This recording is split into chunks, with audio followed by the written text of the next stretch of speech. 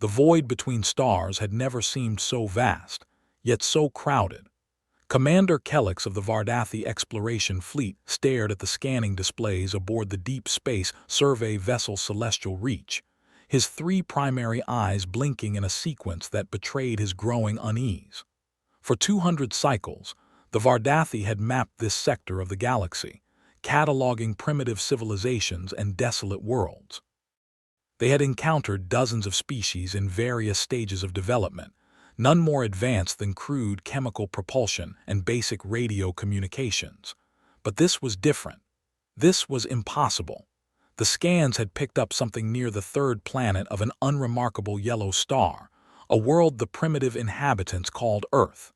Initial readings suggested a pre-warp civilization, barely worthy of observation protocols. Standard procedure would be to mark the system, monitor from a distance, and move on. First contact would wait until the species developed faster than light capability, as galactic law dictated. Then the scanners found the anomalies, massive power signatures in orbit, energy readings that defied conventional physics, weapons systems that made Kellex's combat-hardened mind recoil in disbelief. The humans had warships, real warships. Not the patrol boats or system defense platforms typical of developing worlds, but dreadnoughts that rivaled anything in the Vardathi arsenal. Ships that should not exist. Lieutenant Praxis leaned over the console, her secondary arms manipulating the controls while her primary hands gestured in agitation. She was young for a Vardathi officer, barely 40 cycles old, but her technical skills were exceptional. Right now, those skills were being tested to their limits.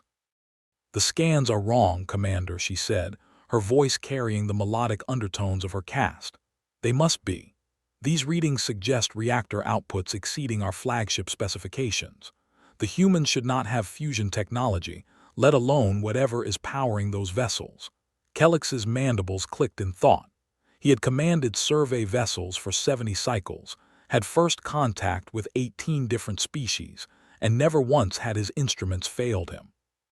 The scanners might be many things, but wrong was not among them. "Run the diagnostics again," he ordered, "full spectrum analysis. I want to know everything about those ships." The bridge fell into focused silence as the crew worked.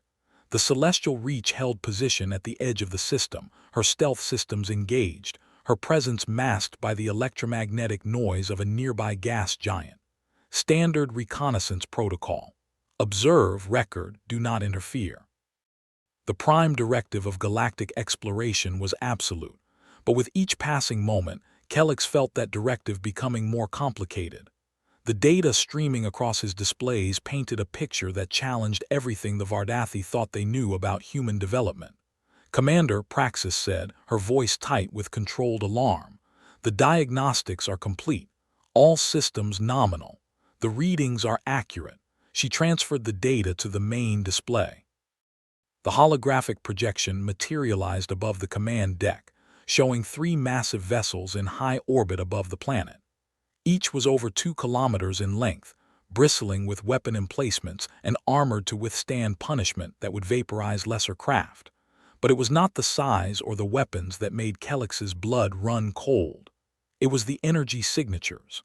The reactor cores alone suggested technology decades beyond what the humans should possess.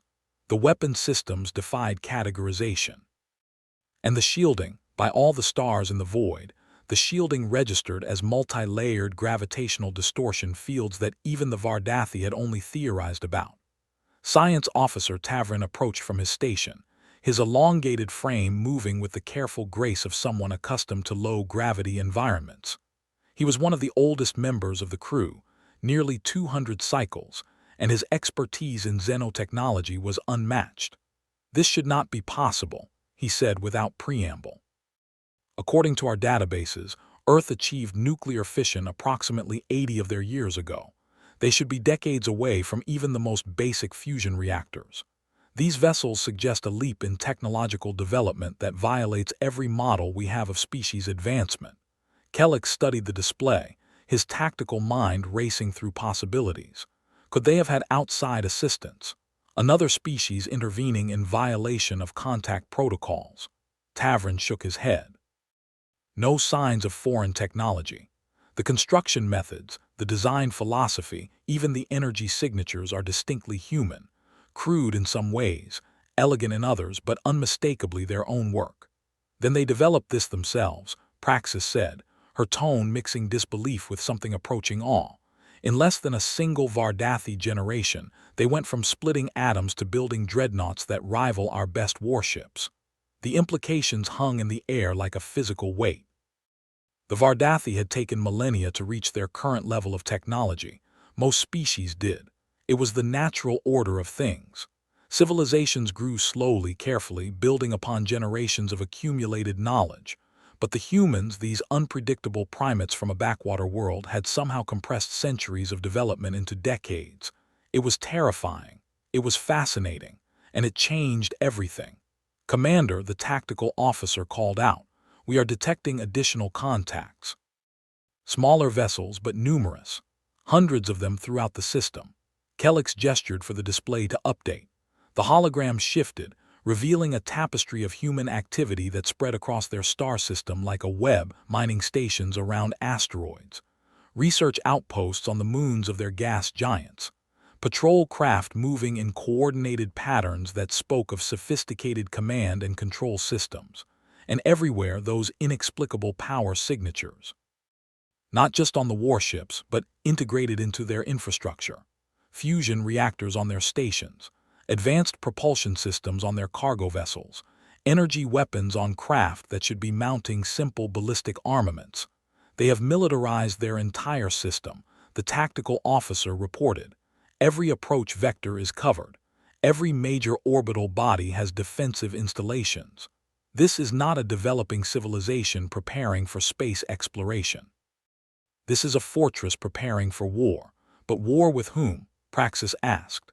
They have no contact with other species. We would have detected any incursions into this sector. Perhaps they are preparing for us, Tavrin said quietly, or species like us. They may not know we exist, but they know they are not alone.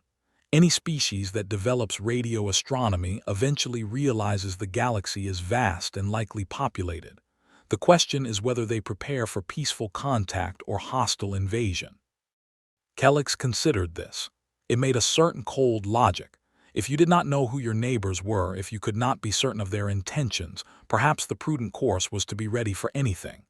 The humans, it seemed, had chosen to be very ready indeed. "I want detailed scans of those warships," he said. "Everything. Hull composition, weapon systems, engine output, communications protocols. If we are going to report this to the Council, I want data they cannot dispute." The crew set to work with renewed purpose. Over the next several hours, the celestial reaches sensors probed the human vessels with increasing sophistication. What they found continued to defy expectations.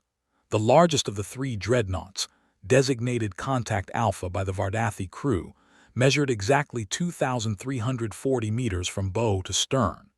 Her hull was a composite of titanium alloys and carbon-based materials that absorbed sensor radiation in unexpected ways. She mounted what appeared to be directed energy weapons, kinetic kill systems, and missile batteries capable of launching projectiles at relativistic velocities. But it was her reactor that truly defied understanding. The fusion core alone generated power equivalent to a Vardathi heavy cruiser. Yet embedded within the same hull were additional power sources, some kind of antimatter reactor that the scanners could barely classify. The humans had not just mastered fusion, they had moved beyond it. "Commander," Praxis said, pulling up another analysis, "I have been comparing the human vessels to our database.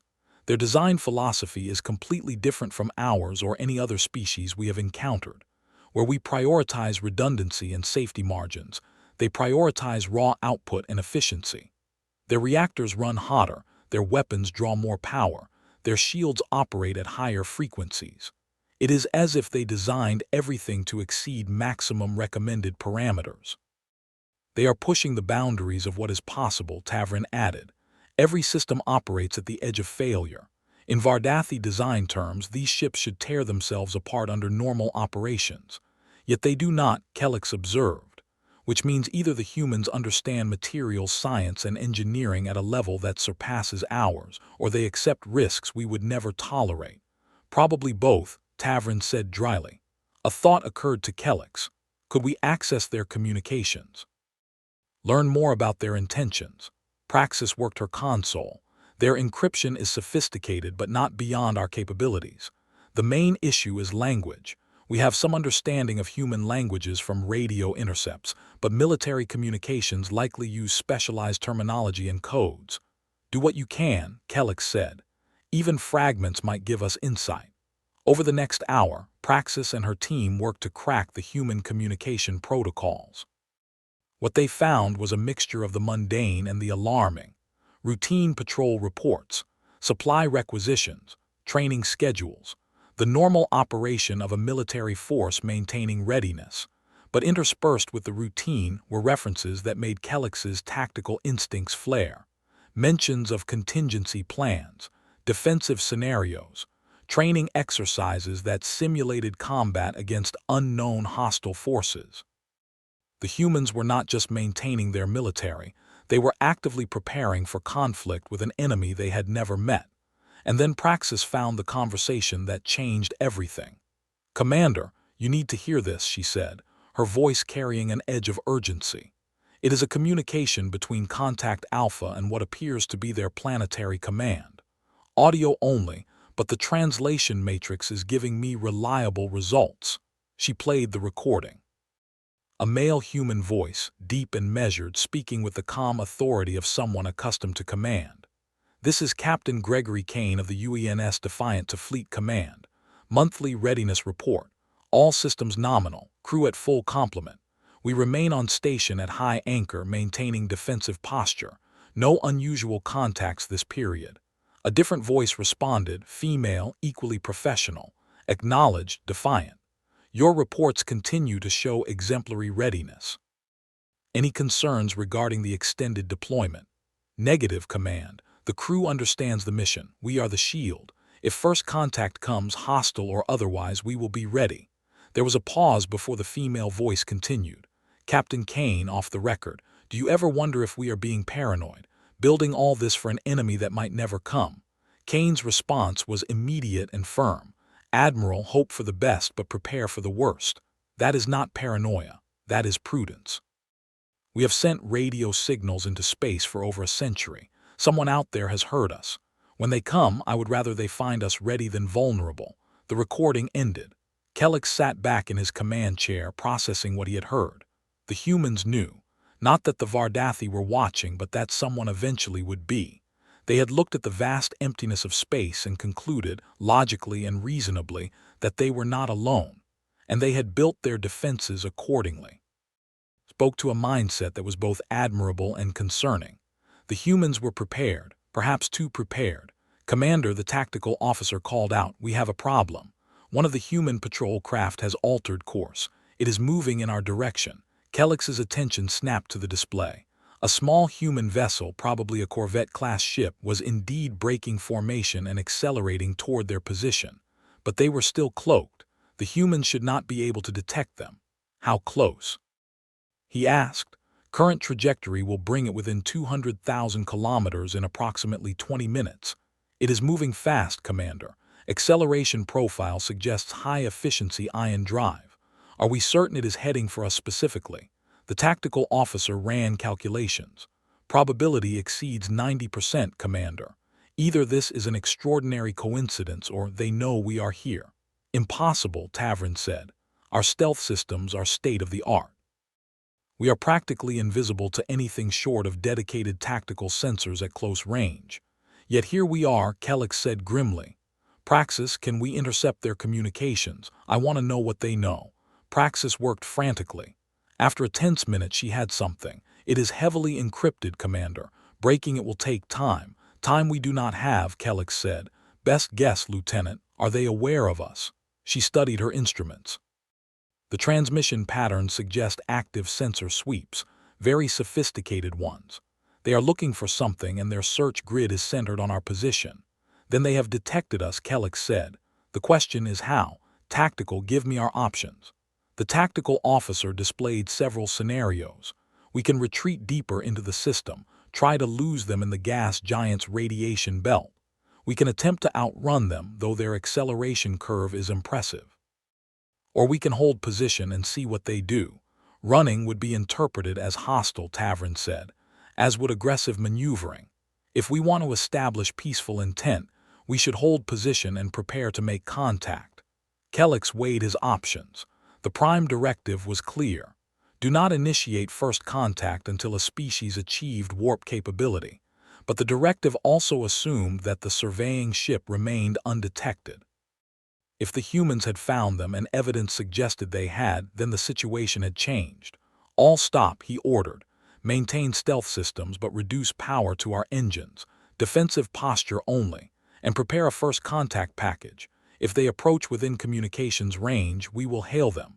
The bridge crew moved with practiced efficiency.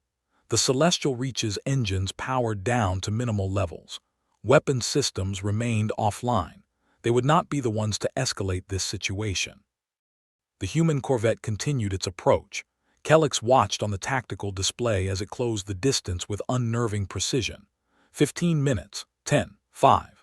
At 100,000 kilometers, the human ship performed a flip maneuver and began a deceleration burn that showed remarkable skill in orbital mechanics.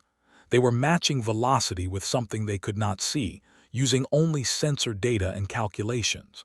Commander, Praxis said, I am picking up a transmission. Broad spectrum, multiple frequencies. They are trying to contact us. Let me hear it, Kellex said. The voice that came through was young, male, and surprisingly calm given the circumstances. Unidentified vessel, this is Lieutenant Commander Alex Brennan of the United Earth Navy ship Vigilance. We have detected an anomalous gravity signature at your approximate position. We mean no harm, but this is restricted space. Please identify yourself and your intentions. Gravity signature, Tavern breathed. They detected our mass despite our cloaking. Ingenious. Kellex made his decision. Drop the stealth field. Broadcast the first contact package on all frequencies. And someone find me our best human linguist. The Celestial Reach dropped her cloak. To the human sensors, it must have seemed like a ship materialized out of nothing. 500 meters of alien technology suddenly visible where empty space had been moments before. Commander, we are being painted by multiple targeting systems, the tactical officer reported. The corvette has gone to weapons hot, reading charging energy weapons and active missile locks. Hold position, Kellex ordered. Do not react. We show them we are not a threat. Praxis routed the translation through the main speakers. Commander Brennan's voice returned, and this time there was an edge to it, though he maintained his composure. Unidentified vessel, you have appeared without warning in restricted space. Power down your weapons and state your purpose. This is your only warning. Kellex activated the communication channel himself. He had done this 18 times before, but never under these circumstances. Never with a species that had warships that could potentially destroy his vessel. He spoke slowly, letting the translation matrix convert his words into human languages. Commander Brennan, I am Commander Kellex of the Vardathi Exploration Fleet. My vessel is the Celestial Reach. We come in peace, on a mission of scientific observation. We had no intention of violating your space or causing alarm. There was a long pause. Kellex could imagine the chaos on the human bridge as they processed the reality of alien contact. Finally, Brennan responded. Commander Kellex, this is first contact for humanity. I am not authorized to negotiate or establish diplomatic relations. However, I am authorized to defend this system from hostile intrusion. Please provide verification that your intentions are peaceful. Kellex admired the human's composure. Most species' first reaction to alien contact was either panic or euphoria. Brennan sounded like he was conducting routine patrol business. We have transmitted our credentials and scientific charter, Kellex replied. Our weapons systems have never been active in your system. We are a survey vessel, not a warship. We pose no threat. Another pause. Stand by, Commander. I am contacting Fleet Command. Do not alter your position or power status. The channel went quiet. Kellex looked at his crew. They had just made first contact with a species that had every right to be suspicious. The humans did not know the Vardathi, did not know galactic law or contact protocols. All they knew was that an alien ship had been spying on them from the shadows. Commander, Praxis said quietly. I am detecting multiple new contacts. The human dreadnoughts are altering orbit. They are taking up positions around us. Kellex checked the display. All three massive warships were indeed moving, their trajectories calculated to put the celestial reach in a perfect crossfire. It was a textbook encirclement maneuver executed with the precision of a well-trained military force. They are not taking chances, Tavrin observed, prudent given the circumstances. 20 minutes later, the communications channel reopened. This time, the voice was different. Older, female, carrying unmistakable authority. Commander Kellex, this is Admiral Catherine Morrison, United Earth Defense Force. I speak for humanity in this first contact. We have reviewed your credentials and your stated mission. However, you must understand our position. We detected your presence through technological means you apparently did not expect. You were conducting surveillance of our world without our knowledge or consent. This puts us in a difficult situation. Kellex chose his words carefully. Admiral Morrison, I understand your concerns. By the laws of the Galactic Council, of which you are not yet aware, we are prohibited from making contact with species that have not developed faster than light travel. Our mission was to observe, record, and depart without interference. The fact that you detected us is, frankly, unprecedented. Your technology far exceeds what we expected to find. Morrison's response was dry. Commander, humanity has spent the last 80 years wondering if we are alone in the universe. We have built our defenses on the assumption that we are not. The fact that you are here, right now, suggests our paranoia was justified. Now I have some questions. First, this Galactic Council you mentioned. How many species are we talking about? The Council recognizes 47 member species and hundreds of pre-contact civilizations, Kellex answered. The galaxy is well populated, Admiral. And none of them thought to introduce themselves before now. Contact protocol dictates that species must achieve a certain level of technological and social development before formal contact is established. It is for your own protection. History has shown that premature contact can be devastating to developing civilizations. Morrison's voice hardened. History, whose history, Commander? Because from where I stand, you are telling me that 47 species have been watching us, judging us, deciding when we are ready for contact. That sounds like paternalism, not protection. Kellex felt the conversation slipping into uncomfortable territory. Admiral, I am not here to defend Council policy. I am a survey commander, not a diplomat. My mission was observation, nothing more. Then let me make our position clear, Morrison said. Humanity does not appreciate being watched without our knowledge. We do not appreciate being treated as subjects in an experiment, but we also recognize an opportunity when we see one. You are here. Contact has been made. We would like to learn more about this Galactic Council and our place in it. However, that conversation will happen on our terms in our space with full transparency. What are you proposing? Kellex asked. You will remain in orbit under escort while we establish a proper diplomatic framework. You will share information about the Council, its laws, and the galactic community. In return, we will share information about humanity. Equal exchange, Commander. That is how first contact should work. And if I refuse? Morrison's response was calm but carried an unmistakable warning. Commander, you are currently surrounded by 3 dreadnoughts, each of which could reduce your vessel to constituent atoms in approximately 12 seconds. I'm trying very hard to be diplomatic here. Please do not force me to be anything else. Kellex looked at the tactical display. The human ships had completed their encirclement. Weapon systems were powered and ready. The Celestial Reach was a survey vessel, lightly armed, designed for exploration and not combat. Against 1 human dreadnought they might have a chance. Against 3 it would be no contest. He made his decision. Admiral Morrison, the Celestial Reach accepts your proposal. We will remain in orbit and engage in information exchange under your protocols. However, I must be allowed to contact my superiors and inform them of this situation. Granted, Morrison said. But Commander, one more thing. Those 3 ships surrounding you, they are just the beginning. If this goes badly, if we have any reason to believe you or your council pose a threat to humanity, You will discover exactly what we have been building for the last 80 years. And I promise you it will not be what you expect. The channel closed. Kellic sat back, processing the encounter. First contact was supposed to be controlled, predictable, following established protocols. Instead, he had just been politely but firmly taken into custody by a species that should not have the technology to detect him, let alone threaten him. Praxis broke the silence. "Commander, I have analyzed the power signatures from those dreadnoughts more carefully. The readings are even more concerning than we initially thought. If the Admiral's threat was genuine, if they have more ships like these, the humans might have a fleet capable of challenging even a Vardathi battle group." Kellic nodded slowly. "Prepare the message to command. Include all sensor data, all communications logs, everything. The Council needs to know what we have found here.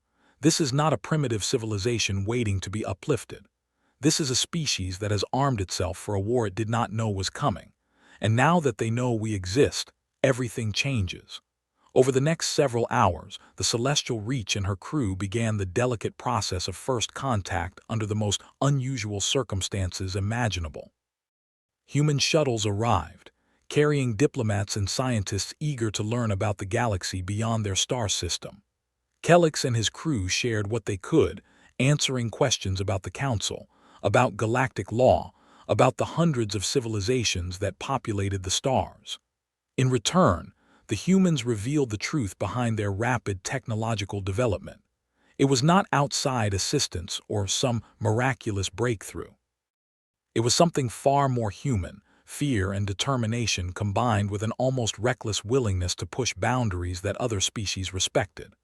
A human scientist named Dr. Elizabeth Chen explained it during one of the early exchanges. "We knew we were probably not alone," she said, her enthusiasm for the subject evident.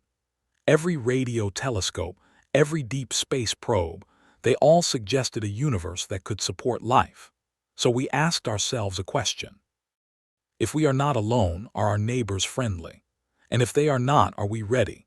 You built your entire defense infrastructure on a hypothesis," Tavern said, his tone mixing admiration and disbelief. Chen smiled. "We built it on hope and caution. Hope that first contact would be peaceful, caution that it might not be. Every treaty, every research program, every military development was aimed at ensuring humanity's survival in a universe we did not understand. Yes, we pushed the boundaries of physics. Yes, we took risks that probably seem insane to you. But we are still here, and when you arrived, we were ready. And your people supported this," Kellic asked. "The resources required must have been enormous. We had debates," Chen admitted. "Many people thought we were being paranoid, but enough of us remembered our history. We know what happens when a technologically advanced civilization meets a less advanced one. It rarely ends well for the less advanced. We decided we would not be the less advanced, not if we could help it. It was a philosophy that both impressed and concerned Kellic. The humans had looked at the vast unknown of space and decided to meet it on equal terms or not at all. They had armed themselves, not out of aggression, but out of a determination to never be victims. As the hours turned into days, a fragile understanding began to develop. The humans were willing to engage with the Galactic Council, but on their terms. They would not be passive observers in galactic affairs. They would be participants, equal partners, regardless of what the Council's protocols might say about pre-warp civilizations. Kellic's report to the Council was comprehensive and unsettling. He detailed the human warships, their technological capabilities, their defensive posture, and their unwillingness to accept subordinate status. He included Admiral Morrison's statements, the sensor data, and his own assessment. The Council's response came 3 days later, transmitted across the light years with all the authority of galactic government. It was not what Kellic expected. "Commander Kellic, your report has been reviewed by the full Council. The situation with the human civilization is unprecedented. Never before has a pre-warp species detected our observation or possessed the military capability to challenge contact protocols. After extensive debate, the Council has made the following determination. The humans will be granted provisional contact status, effective immediately. This status recognizes their technological capability while acknowledging they have not yet developed faster than light travel. A formal diplomatic mission will be dispatched to establish relations. However, Commander, the Council also notes with concern the human military capability and requests detailed intelligence on their true strength. We need to understand if humanity represents a potential threat to galactic stability. Kellex read the message with mixed feelings. The Council was taking humanity seriously, which was good, but they were also treating the humans as a potential threat, which could create exactly the hostile dynamic everyone wanted to avoid. He shared the Council's decision with Admiral Morrison during their next scheduled communication. Provisional contact status, Morrison repeated.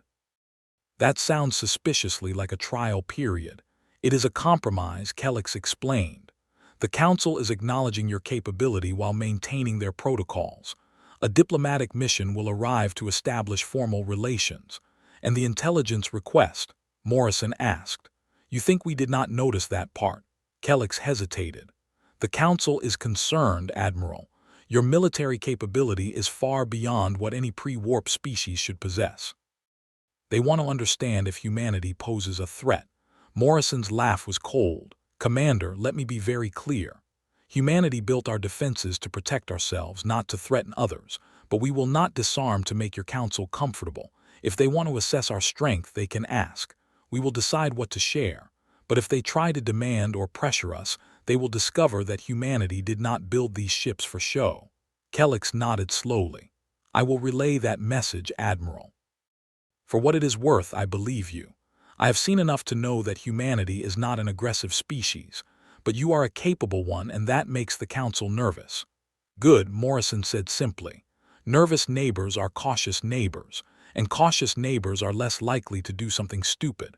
We can work with that. Over the following weeks, first contact between humanity and the Galactic Council evolved from a tense standoff to a wary dialogue.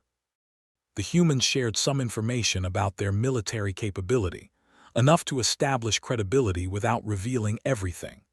The Council, in turn, provided information about galactic law, trade, and the complex web of alliances that governed interstellar relations.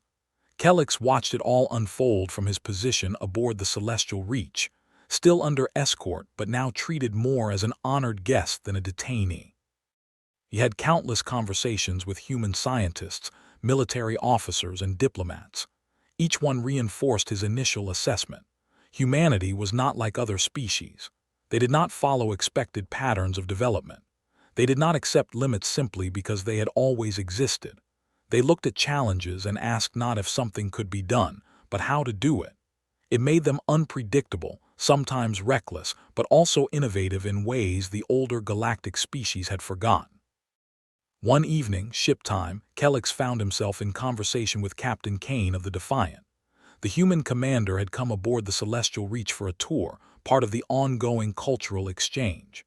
Your ship is impressive, Kane said, examining the bridge with professional interest. Different design philosophy from ours, but effective. How long have the Vardathi been exploring space? Over 3,000 of your years, Kellex replied. We developed slowly, carefully. Each advancement built upon the last. It is the normal progression for most species. Kane nodded thoughtfully. We did not have that luxury, or maybe we just did not have that patience. When we realized we might not be alone, we accelerated everything. Compressed centuries of development into decades. It was risky. We lost people, lost ships in test accidents, but we felt we did not have a choice. Do you regret it? Kellex asked. The cost, I mean. Kane considered the question. No. Every person who died in those accidents knew the risks. They volunteered. They believed in protecting humanity's future. Their sacrifice gave us the strength to meet you as equals rather than subjects. I honor that. It was a very human answer. Practical, pragmatic, and tinged with both pride and sorrow. Kellex found himself respecting it. What happens now? Kane asked. After the diplomatic mission arrives, after we establish formal relations. What does humanity's future look like in this Galactic Council? Kellex was honest. I do not know. You are unprecedented, Captain. Every model, every prediction the Council has about species development you have broken. You should not have the technology you possess. You should not have detected our presence. You should not be negotiating from a position of strength. But here we are. So we make them nervous, Kane said with a slight smile. You terrify them, Kellex corrected. But that may not be entirely bad. The Council has grown comfortable, perhaps complacent. Species follow predictable patterns, develop at expected rates. You have reminded everyone that the universe is not predictable, that assumptions can be wrong. That is valuable, even if it is uncomfortable. Kane extended his hand in the human gesture of agreement. Then here is to making the galaxy a more interesting place, Commander. Kellex reached out with his primary hand and clasped the human's grip. To interesting times, Captain, and to the hope that our peoples can build something better together than we could separately. As the weeks turned into months, that hope began to seem less naive and more realistic. The diplomatic mission arrived from the Council, led by seasoned ambassadors who approached humanity with cautious respect. Trade agreements were drafted. Cultural exchanges were planned. Military liaisons were established to prevent misunderstandings. And slowly, carefully, humanity took its place among the stars, not as a junior member or primitive civilization awaiting uplift, but as a full participant in galactic affairs, armed and capable, ready to defend their interests while remaining open to cooperation. Kellex's mission, which had begun as a simple survey, had become something far more significant. He had made first contact. He had opened a dialogue that would reshape galactic politics for generations, and he had learned something valuable in the process. The humans had taught the galaxy an important lesson. Strength does not have to mean aggression. Preparedness does not have to mean hostility. And sometimes, the best way to ensure peace is to be ready for war. As the Celestial Reach finally prepared to depart Earth space, her survey mission complete and her crew forever changed by what they had witnessed, Kellex composed his final report to the Council. To the Galactic Council, he wrote, "First contact with humanity has been established under unprecedented circumstances. The humans possess military capability that rivals our own, achieved through rapid technological development driven by caution and preparation rather than aggression. They are willing to engage with the galactic community, but will not accept subordinate status. My recommendation is that the Council treat humanity as a peer civilization regardless of their pre-warp status. They have earned that respect through capability and wisdom. They represent a new model for species development, one that challenges our assumptions but may ultimately strengthen the galactic community. The humans came to the stars ready for anything. We should be grateful they chose peace over conflict, cooperation over isolation, because if they had chosen differently, I am not certain the Council would have prevailed." He signed the report and transmitted it across the stars, knowing it would spark debates that would rage for years in Council chambers. But he was confident in his assessment. Humanity deserved their place among the stars. They had built for it, prepared for it, and when the moment came, seized it with both hands. As the Celestial Reach's engines powered up for departure, Kellex took one last look at the blue world below.